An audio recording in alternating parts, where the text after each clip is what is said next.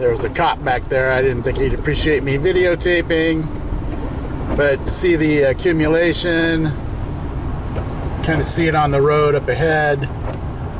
We're in a work area, so we're all in one line on the freeway. So you can kind of get an idea of how much snow we're in. The van seems to be doing all right, handling the slush.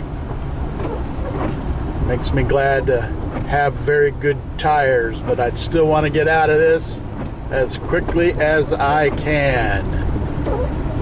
Gina, that's your necklace hanging there. We're going to pan right. I'm not going to look too much because I got to keep my eye on the road. All right, we're going to end this.